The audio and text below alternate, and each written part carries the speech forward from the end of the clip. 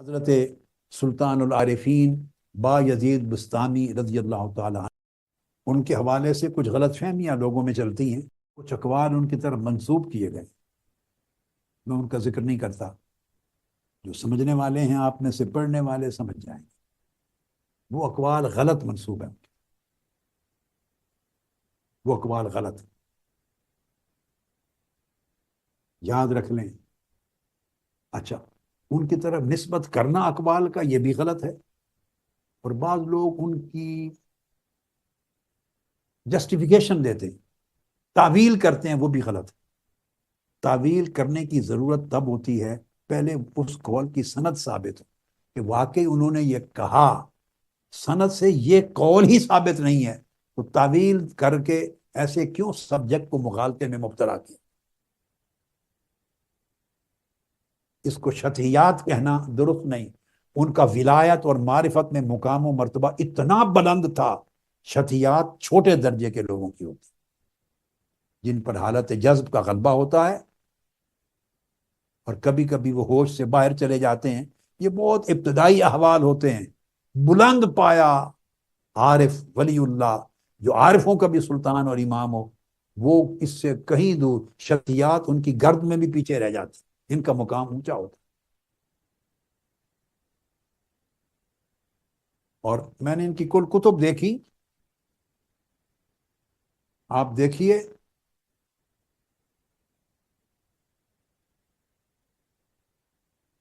یعنی ان کی وفات جیسا کہ میں نے عرض کیا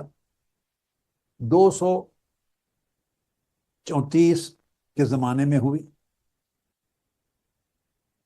اور بعضوں کے نزدیک 261 میں۔ جو تذکرے بڑے بڑے ائمہ نے، محدثین نے، صوفیاء اور محققین نے لکھے آپ کے حالات پر، ابتدائی 200-300 سال تک ان میں سے کسی کتاب میں ان شطحیات کا سو کالڈ اور ان اقوال کا ذکر نہیں ہے۔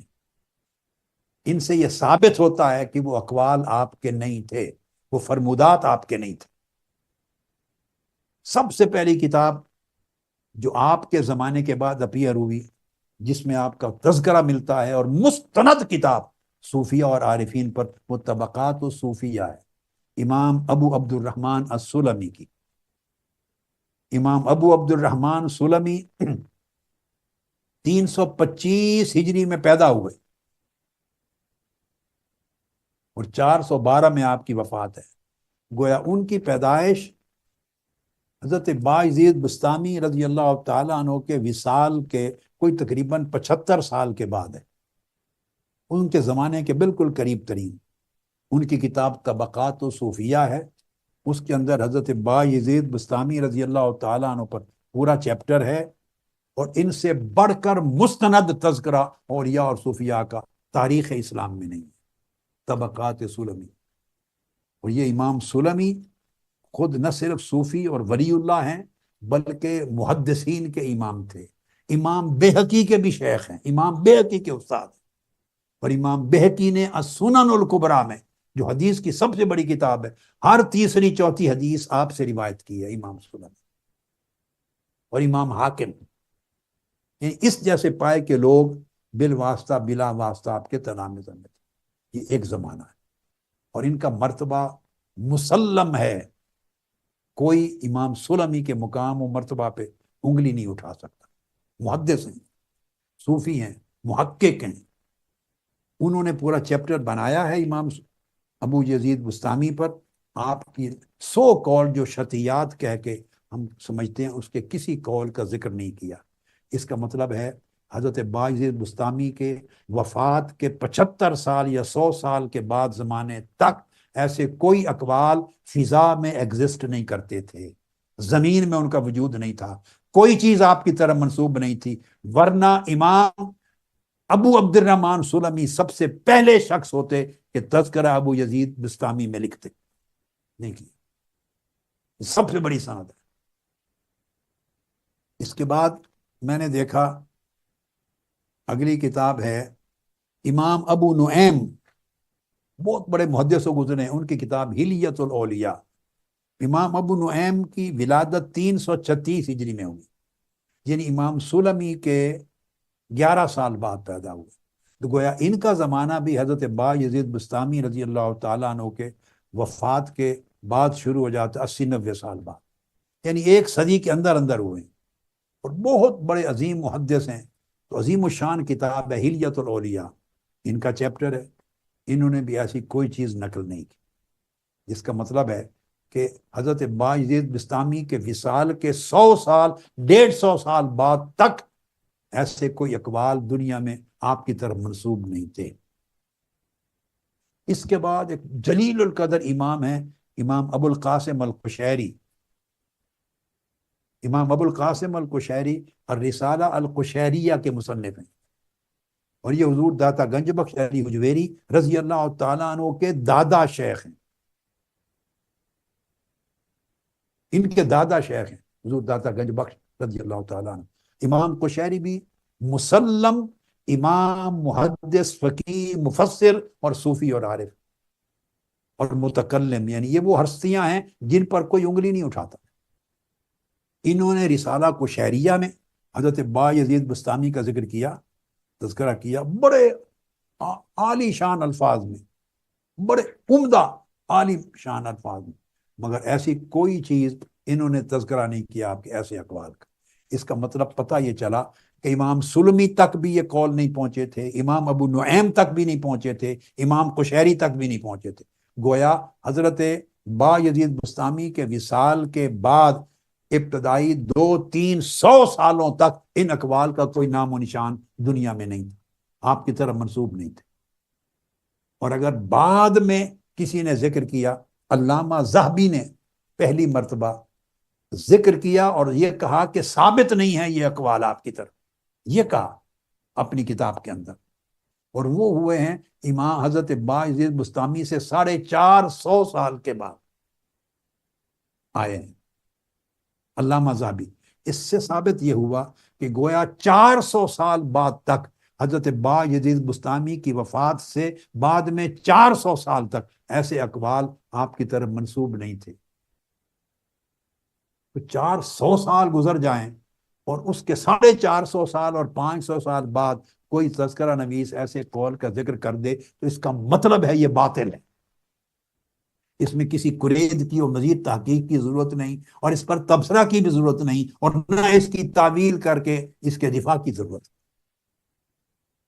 اور علامہ ذہبی نے جب یعنی 450 سال کے بعد لکھا تو لکھ کے تو اس کے اندر خود کہا کہ یہ چیز ثابت نہیں ہے، غیر مصدقہ ہے، خود کہا غیر مصدقہ۔ اور جو لوگ کہنے لگے ان کے زمانے میں سمجھتے ہیں کہ یہ درست ہیں اقوال، تو پھر وہ اس کے حال سکر کی طرف تعبیر کرتے ہیں۔ اس وقت یہ بحث شروع ہو گئی تھی 400 سال کے بعد، اور جو جلیل القدر ائمہ پہلے ہو گزرے ان کے ہاں اس کا ذکر نہیں ملتا، جس کا مطلب ہے یہ بعد میں گڑی گئیں، منسوب کی گئیں، اور علامہ ذہبی نے اس کا جواب دیا ہے۔ اور ایک کتاب ہے جس کا حوالہ عام طور پہ ہمارے واعظین، علماء، مقررین جوش خطابت و ذوق و شوق میں دیتے ہیں، تذکرۃ الاولیاء شیخ فرید الدین عطار کا۔ یہ تو پھر اس سے بھی اور بہت بعد 500 سال بعد کی کتاب ہے، تو بغیر سند کے 450-500 سال بعد لکھی جانے والی کوئی کتاب اور بغیر سند کے وہ قول منسوب کر دے تو اس کو قبول نہیں کیا جاتا، اس کو پرکھا جاتا ہے امام با یزید بستامی ہوں یا جنید بغدادی ہوں یا سری سقطی ہوں یا معروف کرخی ہوں یا ذوالنون مصری ہوں یا ابو بکر شبلی، کوئی اس زمانے کے سلف صالحین کے اولیاء ہو، ان کے تمام تعلیمات اور احوال پر پرکھا جائے گا۔ اگر وہ چیز ان سے مطابقت نہیں رکھتی تو رد کر دیا جائے گا۔ سمجھیں ایسی چیزیں جو بعد میں لکھی گئیں، جیسے تذکرۃ الاولیاء میں اگر آیا تو میں نے تذکرۃ الاولیاء شیخ فرید الدین عطار کی 1971-72 میں پڑھی تھی، 1972 میں یہ کتاب پڑھی تھی۔ مجھے ضرورت تھی ایک تھیسس کے لیے، ریسرچ کے لیے، تو میں نے 1972 میں یہ کتاب بھی میرے سامنے پڑھی۔ یہ 627 میں ان کی وفات ہے شیخ فرید الدین عطار کی، یعنی ان کا زمانہ حضرت با یزید بستامی رضی اللہ تعالیٰ عنہ سے 400 سال بعد کا ہے۔ تو یہ نہیں، اس کا مطلب ہے 300 سال کے بعد یہ چیزیں کسی نے گھڑی ہیں، منسوب کی ہیں ان کی طرف جو کتابوں میں آئی، لہذا ایسی چیزوں کو رد کر دیا جائے۔ تو میں نے تذکرۃ الاولیاء 1971-72 میں پڑھی، تو اس کا امام حسن بصری کا ایک باب پڑھا، وہ پہلا باب پڑھ کے یہ کتاب میں نے رکھ دی تھی کہ یہ کتاب غیر مصدقہ ہے، غیر مستند ہے، غیر معتبر ہے، یہ شیخ فرید الدین عطار کی نہیں، غلط طور پہ منسوب کی گئی ہے۔ میں نے 1971-72 میں پڑھ کے میں نے اپنے والد گرامی حضور فرید ملت سے کہا یہ کیا لکھا ہوا ہے اس کتاب میں؟ انہیں فرمایا، پوچھا کیا لکھا ہے بیٹے؟ میں نے کہا امام حسن بصری تابعی ہیں، انہوں نے ان کے حالات زندگی میں انہیں حضور علیہ السلام کے زمانے میں بچپن دکھا دیا ہے، بچپن میں آقا علیہ السلام کے زمانے میں بچپن دکھا دیا، اور آقا علیہ السلام سے ملاقات دکھا دی ہے بچپن میں، اور آقا علیہ السلام کی بالمشافہ ملاقات و دعا لکھ دی ہے، جبکہ امام حسن بصری کی ولادت ہی سیدنا فاروق اعظم کے دور خلافت کے آخری 2 سال ختم ہونے سے 2 سال قبل، وہ 21 ہجری کے قریب ہوئی۔ ان کی تو پیدائش آقا علیہ السلام کے وصال کے 20-21 سال بعد ہوئی ہے، ولادت انہوں نے حضور علیہ السلام کی حیات طیبہ میں ان کا بچپن دکھا دیا۔ تو حضور فرید ملت میرے والد گرامی رحمۃ اللہ نے فرمایا بیٹے یہ کتاب منسوب ہے، جھوٹی ان کی کتاب ہی نہیں ہے، ثابت نہیں، غیر مستند چیزیں منقول ہو جاتی۔ شیخ سعدی شیرازی کی طرف ایک ترجمہ قرآن منقول ہے، پاکستان میں چھپتا ہے، انڈیا میں چھپتا ہے، فارسی میں یہ ترجمہ حضرت شیخ سعدی شیرازی کا، یہ ان کا ترجمہ ہے نہیں، ثابت ہی نہیں ہے، خدا جانے کب لکھا گیا، کسی نے لکھا ان کے نام منسوب کر دیے۔ تو اقوال حضور علیہ السلام کی حدیث میں موضوع چیزیں درج کر دی جاتی تھی، احادیث نبوی میں، یہ تو اولیاء کا تذکرہ ہے، وہ تو معمولی اس سے چھوٹی چیز ہے۔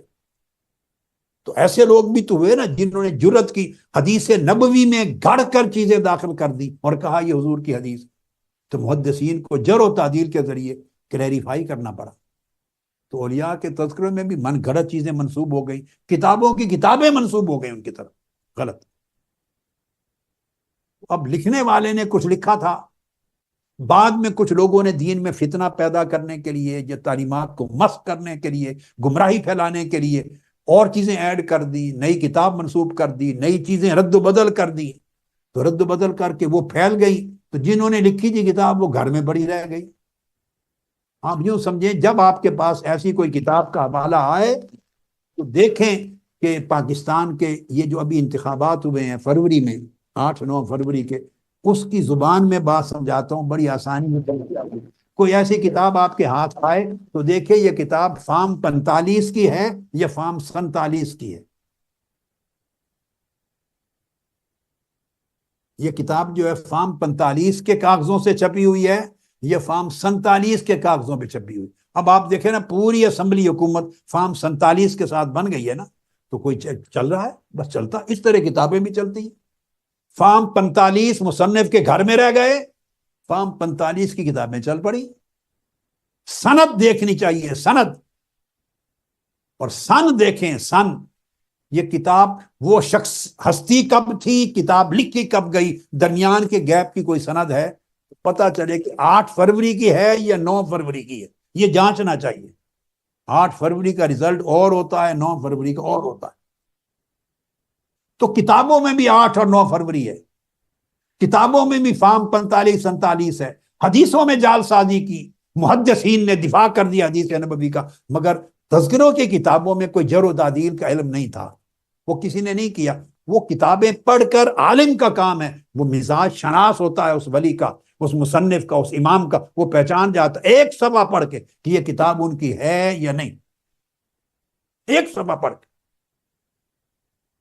حضور خواجہ اجمیر غریب نواز، خواجہ معین الدین چشتی اجمیری رضی اللہ تعالیٰ عنہ، اور اس طرح اس زمانے کے اور کئی اولیاء کی طرح منسوب رسائل ہیں، کتب ہیں، کئی چیزیں منسوب ہیں،